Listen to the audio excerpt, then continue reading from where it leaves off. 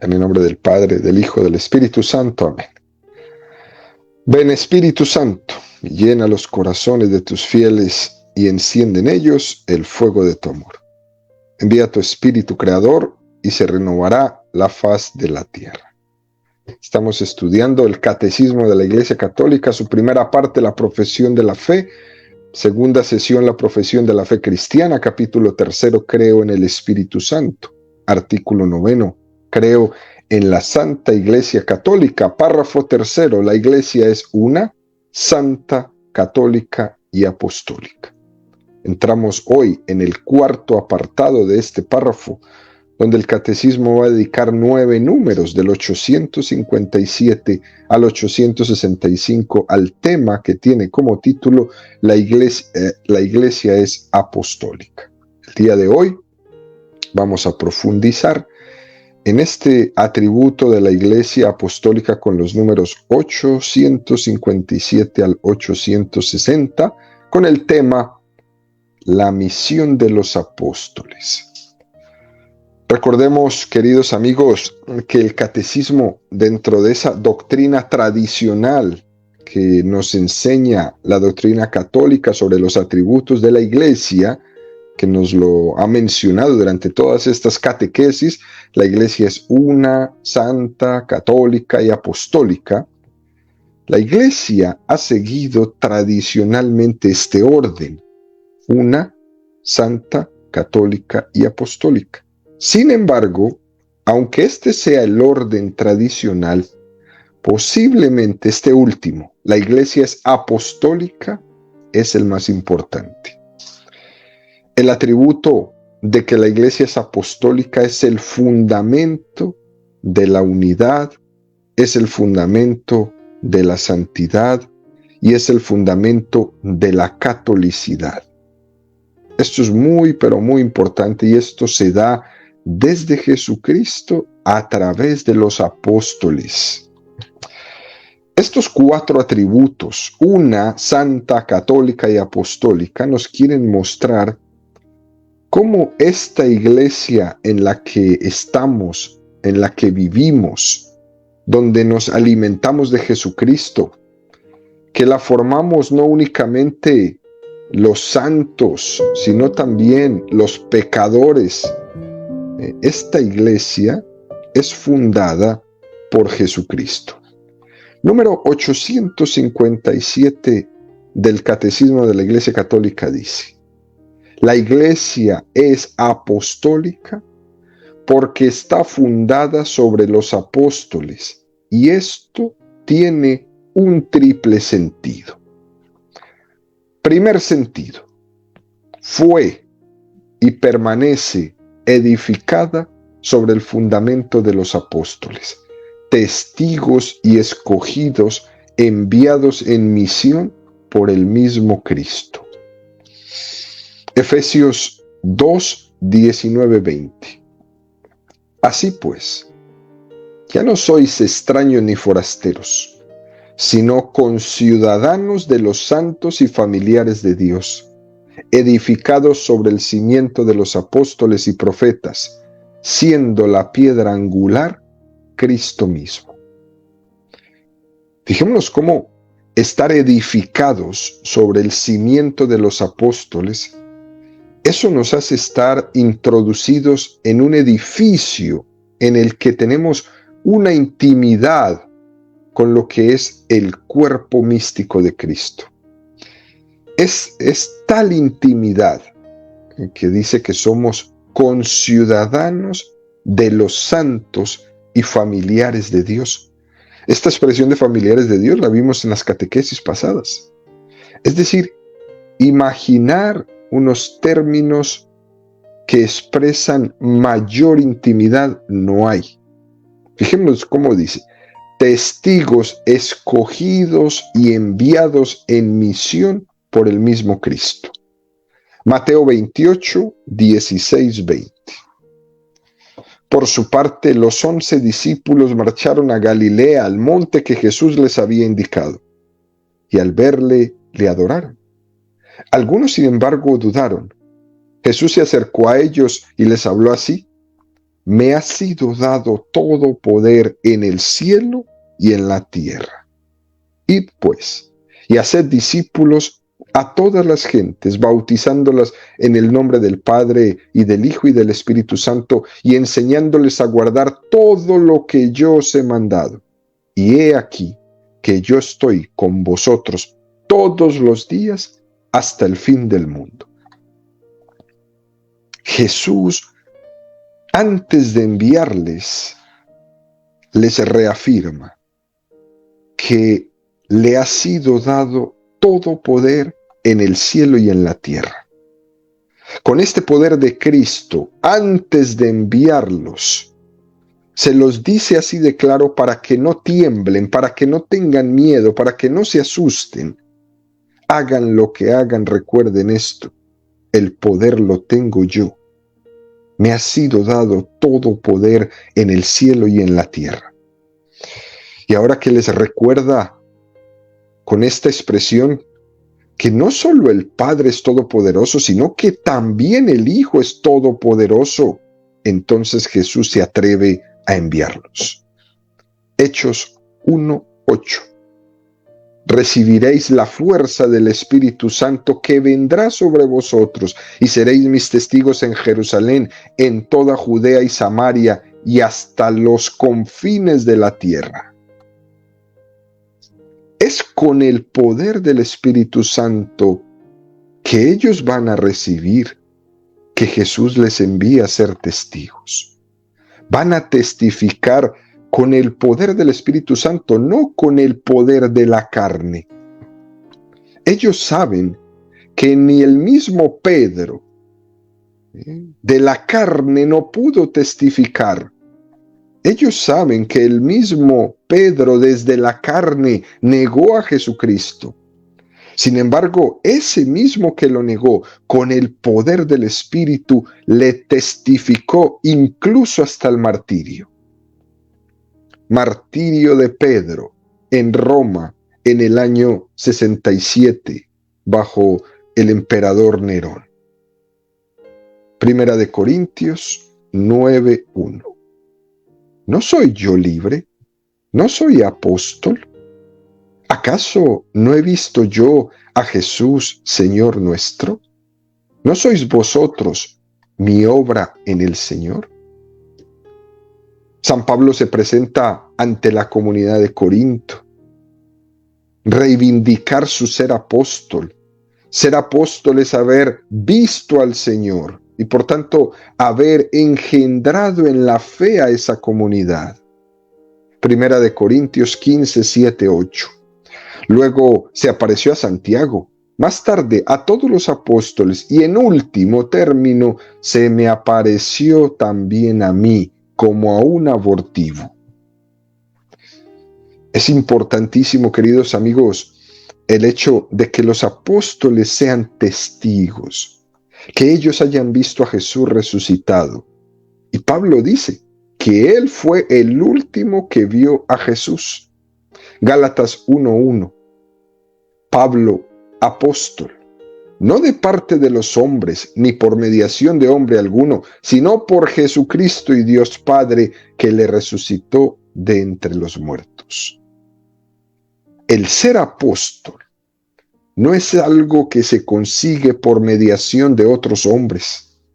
El ser apóstol es una elección propia de Dios, directa, personal, donde Él se ha mostrado resucitado a quien Él ha querido. Este, queridos amigos, es el primer sentido de la Iglesia Apostólica. Los testigos oculares de la resurrección de Jesucristo fueron los apóstoles. Segundo sentido de esta apostolicidad: guarda y transmite con la ayuda del Espíritu Santo que habita en ella la enseñanza, el buen depósito, las sanas palabras oídas a los apóstoles. Hechos 2:42. Acudían asiduamente a la enseñanza de los apóstoles, a la comunión, a la fracción del pan y a las oraciones. Esto era lo que hacían las primeras comunidades. Qué cosa tan hermosa. A la enseñanza, es decir, a la catequesis, a la comunión, a la fracción del pan, es decir, a la Eucaristía, y a las oraciones, a los rezos que hacían, mañana, mediodía, noche quizás. Segunda de Timoteo 1, 13, 14. Ten por norma las palabras sanas que oíste de mí en la fe y en la caridad de Cristo Jesús. Conserva el buen depósito mediante el Espíritu Santo que habita en nosotros. Fijémonos cómo Pablo insiste en un tema que es muy importante para nosotros, y el tema es que hay un depósito que debe de ser cuidado y transmitido. Eso es lo que hemos llamado desde el primer día de nuestra catequesis, del catecismo de la Iglesia Católica, el depósito de la fe. Y hoy nos lo volvemos a encontrar aquí hablando de los apóstoles. Ustedes han recibido un depósito. Hay un depósito que debe de ser cuidado y transmitido. Está claro que cuando decimos que Jesús fundó una iglesia apostólica, iluminó en ella su intención de continuidad, no de abandonarla. Por eso les dijo: yo estaré con vosotros siempre hasta el fin del mundo.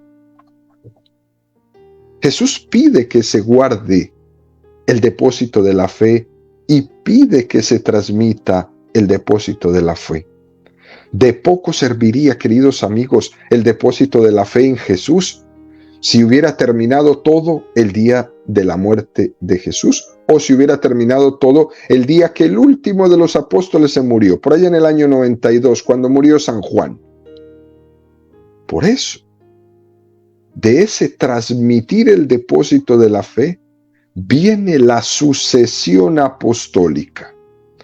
Cuando Jesús dice a los apóstoles: haced esto en memoria mía, Él quiere que ese depósito de la fe perdure hasta el fin de los tiempos, hasta que Él vuelva.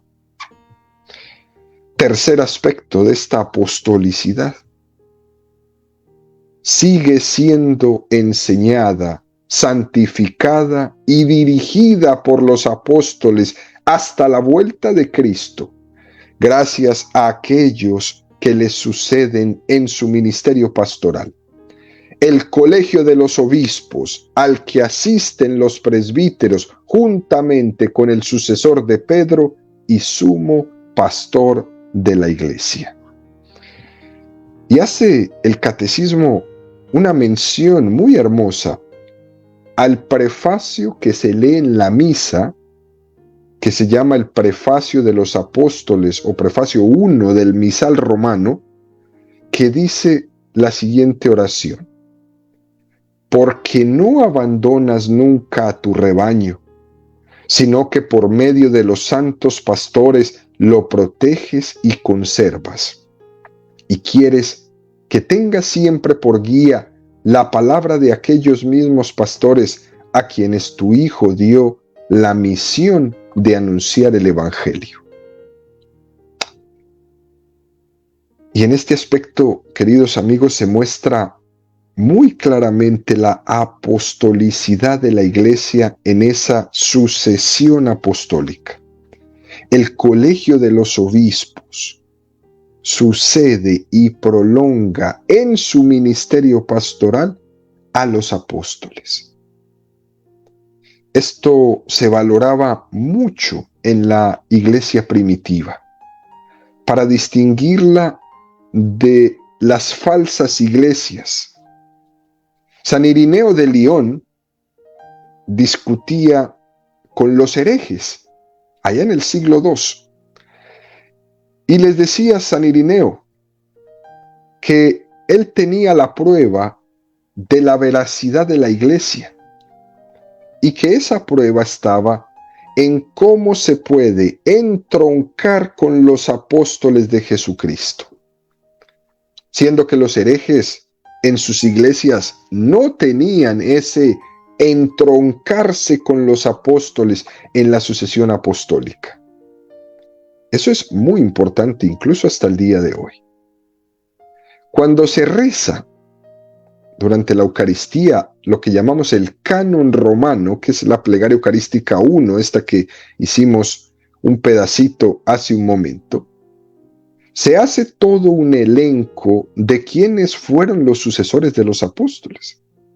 Y fíjese cómo en medio de la oración dice el ministro que está presidiendo la Eucaristía, dice, reunidos en comunión, veneramos la memoria ante todo de la gloriosa siempre Virgen María, Madre de Jesucristo, nuestro Dios y Señor, la de su esposo San José, la de los santos apóstoles y mártires, Pedro y Pablo, Andrés, Santiago y Juan, Tomás, Santiago, Felipe, Bartolomé, Mateo, Simón, Tadeo, Lino, Cleto, Clemente, Sixto Cornelio, Cipriano, Lorenzo, Crisógono, Juan, Cosme, Damián. Hace el elenco de todos los nombres de la primitiva iglesia cuando rezan el canon. Recuerda a cada uno de nosotros esa sucesión apostólica, porque ellos eran conscientes de que ellos entroncaban con Cristo a través de esa sucesión apostólica. Y entonces San Irineo peleaba con los herejes diciéndoles, pero vosotros, ¿cómo pretendéis ser la iglesia de Cristo si no tenéis una conexión con Cristo a través de una sucesión apostólica? ¿Cómo pretenden ustedes ser la iglesia de Jesucristo si están desconectados? Y de hecho, San Irineo de León hizo como una especie de árbol genealógico. Es decir, el ver cómo cada uno de los obispos católicos se engarzaba con su obispo anterior y con el anterior y con el anterior hasta llegar a los 12 apóstoles. Eso solo lo podemos hacer en la iglesia. Por ejemplo, cualquiera de los que nos están escuchando, ¿no? Ha sido bautizado por un sacerdote. Ese sacerdote que te bautizó o ese diácono que te bautizó ha sido ordenado por un obispo. Y este obispo ha sido ordenado por otros 3 obispos. Y esos obispos por otros 3. Y así en el orden de la ordenación episcopal, por medio de la imposición de las manos, nosotros ininterrumpidamente podemos llegar a los apóstoles. Podríamos simplemente tomar el nombre de nuestro arzobispo, ¿no?, del Monseñor Gregory, y irnos todo hasta atrás. ¿Quién lo ordenó a él? Pues bueno, lo ordenó a él el cardenal Wilton Gregory, ¿no? ¿Y quién ordenó a Wilton Gregory? Pues se va yendo, hasta llegar a los apóstoles. Esto es algo clave en la transmisión de la fe de Jesucristo, que es ininterrumpida. Nosotros no inventamos la iglesia, nosotros la transmitimos. Segunda de Timoteo 1:6. Por esto te recomiendo que reavives el carisma de Dios que está en ti para la imposición de mis manos. En el colegio de los obispos vemos la continuidad del colegio apostólico. Cuando los obispos se reúnen en concilio, como el Concilio Vaticano II, por ejemplo, a esa asamblea le damos la misma trascendencia que lo que tuvieron los apóstoles reunidos en Jerusalén en el primer concilio de la iglesia en el año 50. Un obispo católico es sucesor de uno de los 12 apóstoles. En concreto, el obispo de Roma, el Papa, es únicamente sucesor de San Pedro. Los demás sucesores de los demás apóstoles. Y lo más importante, queridos amigos, es que esta sucesión apostólica nunca se ha roto. La Iglesia siempre ha tenido conciencia de que sin esta sucesión apostólica no había validez en sus sacramentos. Quien celebre los sacramentos sin haber sido ordenado por la sucesión apostólica, ese sacramento es inválido. No es que sean lícitos, no es que no sean lícitos, es que son inválidos. Y esto nos introduce, queridos amigos, al siguiente número, al 858, donde nos habla de la misión de los apóstoles y dice: Jesús es el enviado del Padre. Desde el comienzo de su ministerio, llamó a los que Él quiso y vinieron donde Él. Instituyó 12 para que estuvieran con Él y para enviarlos a predicar. Desde entonces serán sus enviados. En ellos continúa su propia misión. Como el Padre me envió, también yo os envío. Por tanto, su ministerio es la continuación de la misión de Cristo. Quien a vosotros recibe, a mí me recibe, le dice Jesús a los 12. Marcos 3, 13, 14. Subió al monte y llamó a los que él quiso, y vinieron donde él. Instituyó 12 para que estuvieran con él y para enviarlos a predicar. Fijémonos cómo este texto de Marcos dice: instituyó 12. Podría haber dicho eligió 12, pero la palabra es instituyó, que dice mucho más que eligió. Esta palabra constituyó tiene una forma de referirse a personas concretas, ¿no? Una institución que forman esos 12. Jesús instituyó una colegialidad. Instituyó una colegialidad. Además, también hace referencia a una institución que va a tener una prolongación. El hecho que instituyó 12 hace también referencia muy interesante a esas 12 tribus de Israel. Israel estaba constituida por 12 tribus. La iglesia está instituida por 12 apóstoles. Y al final de los tiempos, los 12 apóstoles, sentados en las 12 columnas, van a juzgar a las 12 tribus de Israel con Jesucristo. Esto es muy interesante, ¿no? Porque dice que los instituyó para que estuvieran con Él. Y luego, para enviarlos a predicar. Ese instituirlos para que estuvieran con Él suena como a una escuela de los apóstoles, a una escuela apostólica. Y después de ir a la escuela, son enviados. ¿Para qué? Para prolongar la acción de Jesucristo entre nosotros. Pero primero tuvieron que ir a la escuela, a estudiar, a aprender, a mirar cómo lo hacía el maestro, para después estar lo suficientemente preparados para recibir el envío. Esto es muy propio del estilo del Señor. Preparar a los que va a enviar, para que esos enviados sean los mejores mediadores.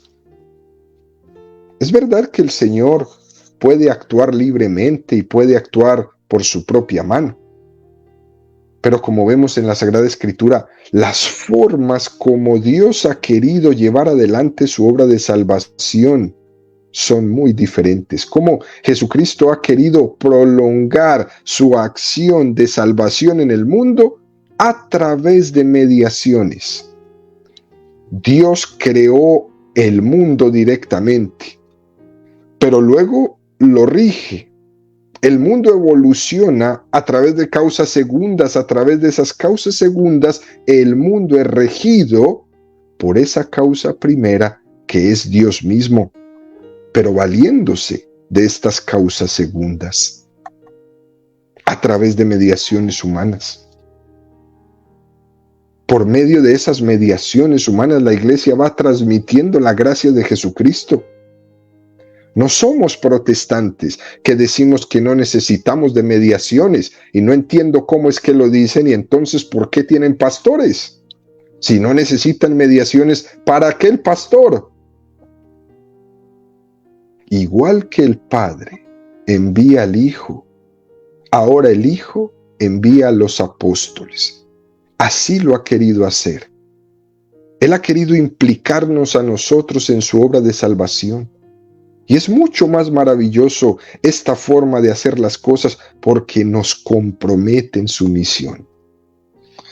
Por ejemplo, ¿cómo ejerce mejor la paternidad un hombre?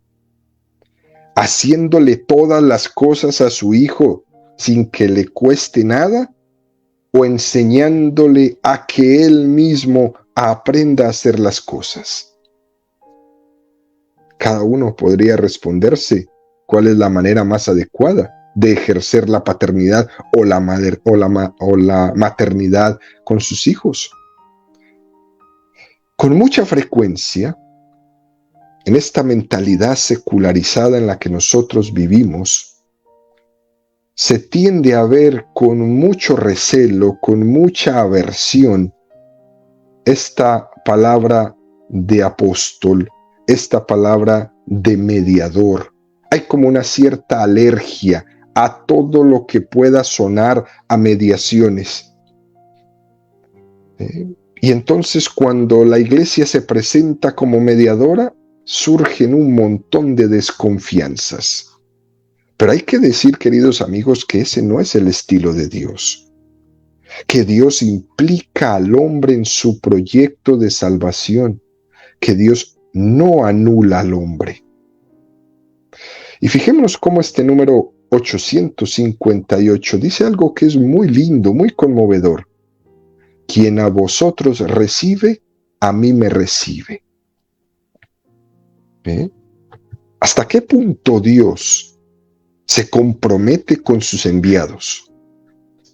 ¿Hasta qué punto Dios se identifica con cada uno de los enviados en su iglesia? Fíjense, hasta el punto de decir, quien rechaza a un apóstol me está rechazando a mí. Quien a vosotros recibe, a mí me recibe. Pero quien te rechaza, a mí me rechaza. Mateo 10:14. Y si no se os recibe, ni se escuchan vuestras palabras, salid de la casa o de la ciudad aquella, sacudiendo el polvo de vuestros pies. Hasta ese punto, Dios ha querido identificarse con esos apóstoles a los cuales Él había enviado. Lucas 10:16. Quien a vosotros escucha, a mí me escucha. Y quien a vosotros os rechaza, a mí me rechaza. Y quien me rechaza a mí, rechaza al que me ha enviado. Todo remarca hasta qué punto los 12 apóstoles han sido enviados. Y ese punto es que Cristo mismo está siendo recibido o rechazado en el nombre de ellos. Cuando Pablo va camino a Damasco persiguiendo a los cristianos y es derribado del caballo, la voz de lo alto le dijo: Pablo, ¿por qué me persigues? ¿Tú crees que persigues a los cristianos? En realidad me estás persiguiendo a mí. Esta, queridos amigos, es la identificación que Jesús tiene con sus apóstoles, con estos que prolongan la acción de Jesús en el mundo y con nuestros obispos que prolongan la acción de los apóstoles en el mundo. Y nos introduce al siguiente número, 859 del Catecismo, que dice: Jesús los asocia a su misión recibida del Padre. Como el Hijo no puede hacer nada por su cuenta, sino que todo lo recibe del Padre que le ha enviado, así aquellos a quienes Jesús envía no pueden hacer nada sin Él, de quien reciben el encargo de la misión y el poder para cumplirla. Los apóstoles de Cristo saben, por tanto, que están calificados por Dios como ministros de una nueva alianza, ministros de Dios, embajadores de Cristo, servidores de Cristo y administradores de los misterios de Dios. Fijémonos pues la lista que nos hace preciosamente este número del Catecismo, con esta afirmación que los que son enviados por Cristo saben perfectamente que sin Él no pueden hacer nada. Juan 15:5. Yo soy la vid, vosotros los sarmientos. El que permanece en mí, yo en él, ese da mucho fruto, porque separados de mí no podéis hacer nada. Esta expresión, sin mí no podéis hacer nada, se puede aplicar a todo católico. No somos nada sin la gracia de Dios. Y aún se puede aplicar mucho más directamente a los que son ministros, a los que son elegidos y a los que han sido enviados, especialmente a los señores obispos, a los sucesores de los apóstoles. Si cortamos el sarmiento de la vid, si cortamos la sucesión apostólica, no somos nada. Y cuando cortamos esto, es cuando surgen las sectas. ¿Qué significa la palabra secta? Separación. Es muy importante. Y este número 859 del Catecismo hace como una especie de definición de lo que es ser apóstol de Cristo. Fijémonos cómo usa ministros de la nueva alianza. Segunda de Corintios 3:6. El cual nos capacitó para ser ministros de la nueva alianza, no de la letra, sino del Espíritu, pues la letra mata más, el Espíritu da vida. Segunda Corintios 6:4. Antes bien, nos recomendamos en todo como ministros de Dios, con mucha constancia en tribulaciones, necesidades, angustias. Y sería muy interesante al final de esta catequesis, queridos amigos, hacer un pequeño comentario sobre la profundidad de lo que significa la palabra ministro. Fijémonos que el diccionario de la Real Academia de la Lengua Española dice: el que ministra alguna cosa, el que administra, enviado, mensajero, cualquier representante o agente diplomático. En algunas comunidades, prelado ordinario, persona que ejecuta algo por encargo de otra. En los tribunales, consejero, sacerdote, persona que administra sacramento, diplomático que sigue en categoría al embajador, pero también dice embajador de Cristo, que quiere decir que le representa plenamente con todos los poderes. El embajador es el representante de una nación en otro país, con todos los poderes. Y dice servidor de Cristo y administradores. Se está matizando mucho más lo anterior. Es decir, no son dueños de nada. Los obispos, sucesores de los apóstoles, no son dueños de nada. No tienen el dominio sobre el depósito de la fe que se le ha sido encomendado, pero sí son los administradores de eso. No pueden añadir y no pueden quitar nada del depósito de la fe que hemos recibido de Jesucristo, pero son los que administran. Y esto es lo más precioso, y por eso nos unimos a nuestros obispos con todo el cariño y con toda la devoción que se merecen en esta conjunción de definición de ser apóstol, embajador y ministro, con plena autoridad, pero al mismo tiempo siervo y administrador, desde donde el Señor hace la obra como Él quiera. Y terminamos con una expresión que tenía el Papa Juan Pablo I: Señor, tómame como soy, con mis defectos, con mis deficiencias, pero hazme como tú lo deseas.